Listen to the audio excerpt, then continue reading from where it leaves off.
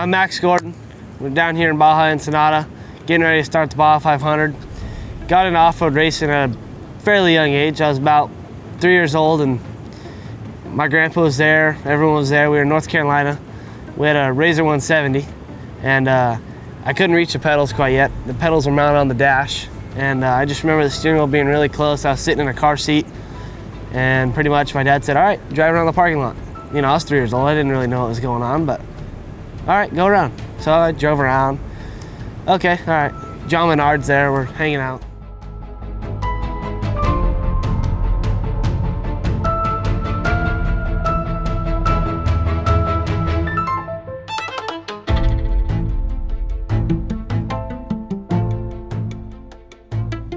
My name is Lindsay Geyser. I'm stepping in for my dad because he is on a cruise right now.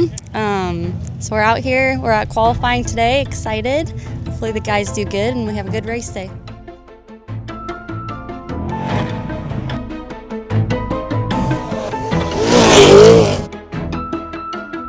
Hey, Rick Geyser here with RPM. We're here at the Baja 500 qualifying ground at Nelson Ranch, outside Ensenada. We're here with Max and Robby Gordon and the Geyser crew. Gonna try to put this together and put this thing on the pole.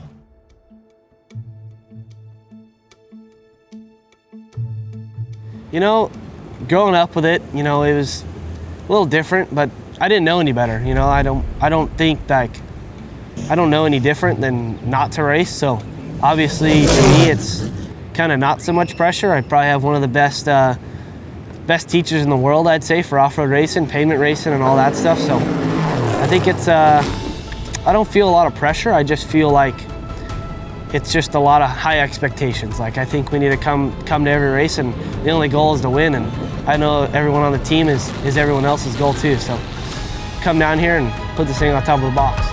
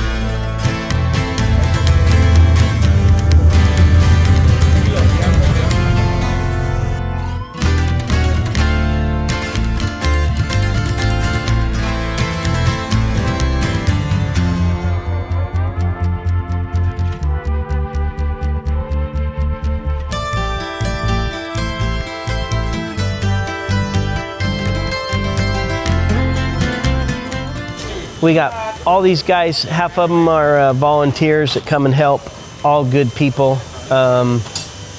Really right now we're just looking the car over, touching, feeling everything for the party tomorrow. So we just want to make sure the car is really good for the race. You know, just making sure everything works and everything is in place, and where we don't have no troubles tomorrow, or on race day, sorry.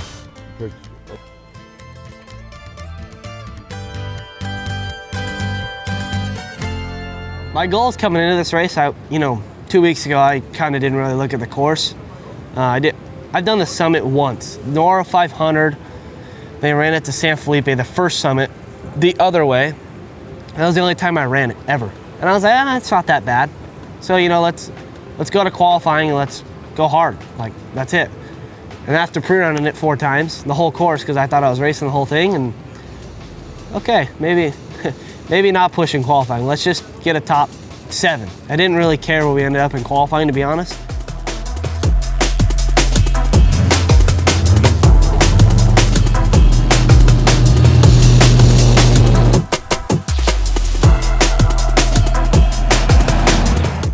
We're just gonna hopefully just wave them by. Our next check that we get to see it is at mile marker 80. We do a splash of fuel.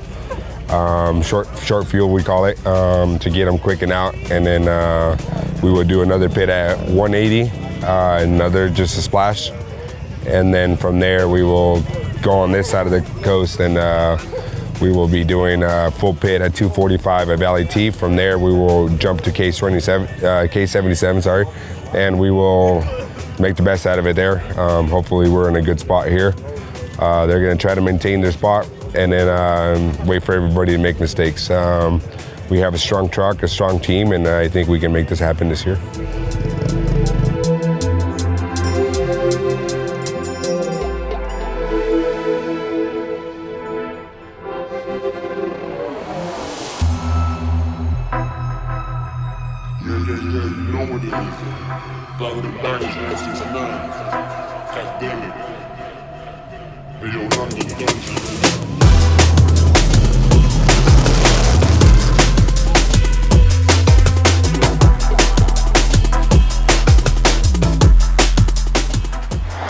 We're here about race mile 82. We are on the highway towards the end when they're gonna go off the highway. We're gonna splash them with fuel. Well, more likely we're gonna fill them up, try to fill them up depending on how close they are or how far away they are from the car behind them. We'll do the best we can. I think we're in a really good spot. We can see them coming in from all the way coming down from the mountain. Then we'll have the straightaway, so we should have pretty good visual when they're coming. And yeah, hopefully everything comes good and we'll be ready for them. So we're at race mile 84. We've been running top 5 all day. We just got a flat a few miles out, so they swapped that out. Just coming in for a quick splash here and then hopefully get them back on the road quick so we can stay up there with the leaders, but it's going good so far.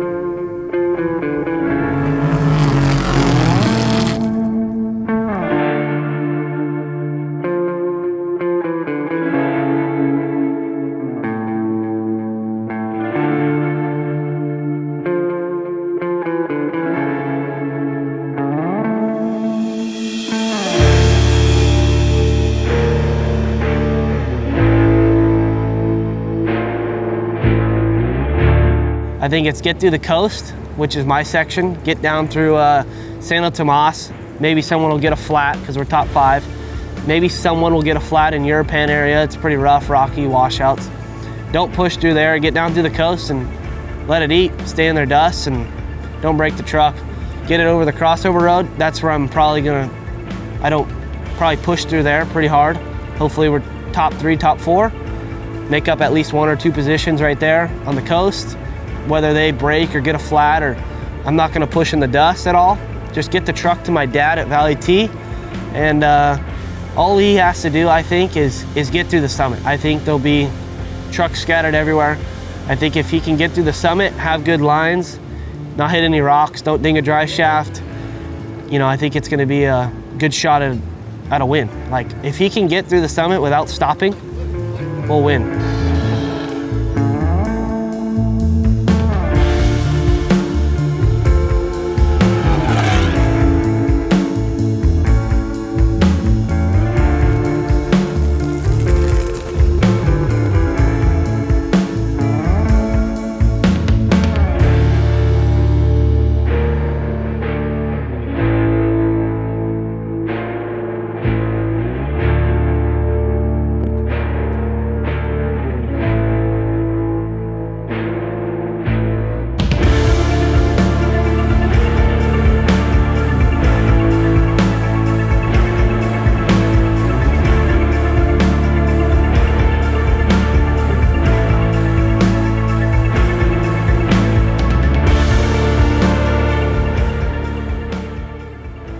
Racing with Max is fun. It's really interesting for me because I got the privilege to race with his dad. One of the last races that he won in his truck. I was a part of it. I helped out in prepping the truck with his own truck back in the day. I had the opportunity to race with his father as well, Bob Gordon, Robby Gordon, and now the legend, the kid coming up. You know, it's pretty cool. It's one of those experiences that brings a lot of memories and a lot of cool stories to the off-road industry, and to be a part of it, this generation of families, and to be able to, you know, commute to the sport, it's pretty cool. Robby and Max and Bob are phenomenal drivers, and it keeps growing the legend and for every racing industry out there, and I think it comes good things for the rest of the team.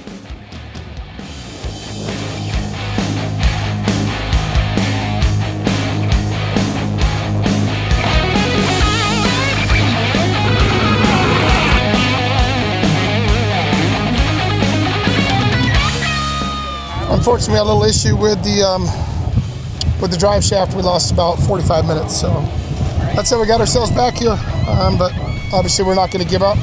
We're going to keep pushing as long as we can and see where we end up.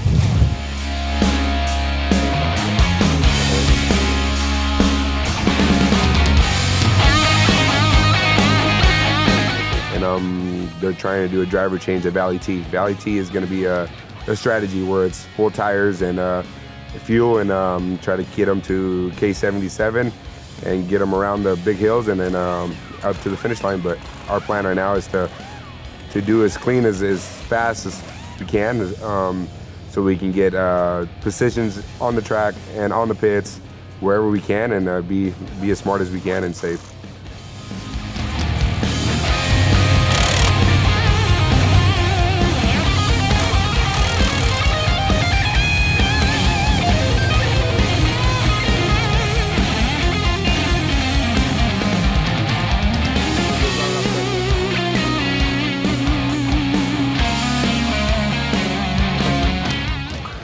Now that we know more about the sport, we have been able to take it to another level. Again, little by little, I think we're taking small steps, and throughout the years, we keep on doing better in general. Well, I just got out of the truck here in Valley T. We had a good run, other than some few little issues. We went off the start in 5th place. We were leading on corrected time at like race mile 20 till over to Europan, and right to the end of Europan, I had got a flat, and Tavo and Pudia went by, which wasn't that big of a deal. I had Pudia right in my dust, and I was like, and Pudia runs hard, Tavo runs hard. We got Luke right in front of them. We're gonna be in a good spot. Let's just chase their dust and see what happens. And we worked back to 2nd place, corrected time, and then Tavo pulled over, got a flat, and we got back behind him in his dust. And I don't know, something happened to Tavo over there on the coast, and we got by Tavo, and then we had, 2 minutes between me and Pudia, and it was pretty much 1-2 on corrected time, depending on where we were at. And we had a good run until about 40 miles from Colonette. We had a dry shaft U-joint explode. Pretty unfortunate, and then the dry shaft cap was the stud was broken, so we had to cruise it in. So truck's in a good spot right now. I think just get it to the finish line and see where we end up.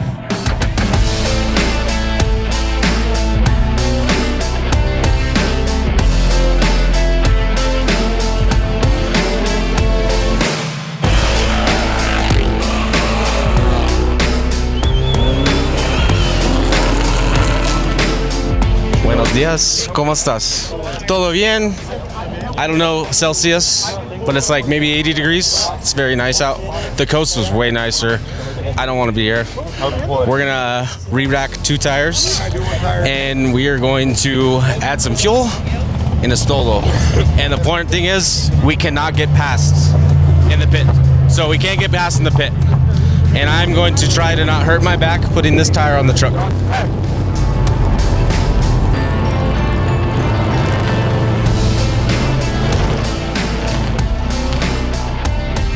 Just a quick pit stop. 2 fresh tires on the rack and fuel. Get them going. Let's go to the finish line. We're here at Ojos on our last visual before the finish and get her home.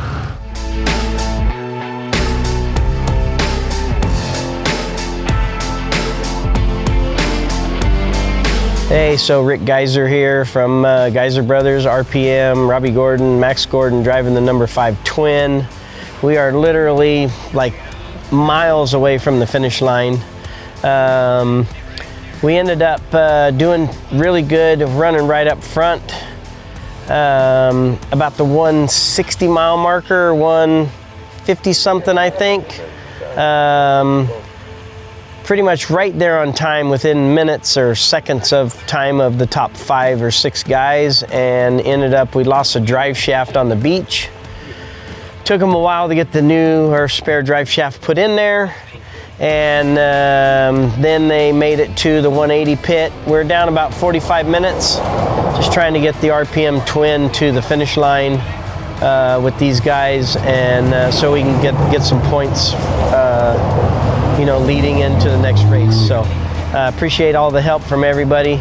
King Shocks, BF Goodrich Tires, RPM, Clyde Stacy and Justin Matney, all the guys from the team, all the volunteers, G-Force, Geiser Brothers crew, you know, CCR crew down in Mexico helping, and appreciate all the, you know, people watching and stuff, so all good.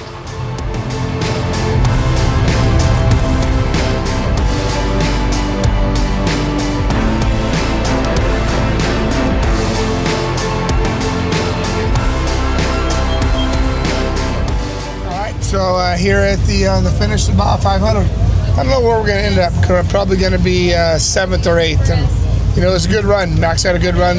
Cole did a great job all day, and obviously want to thank RPM and Geiser for, you know, the good job in the pits.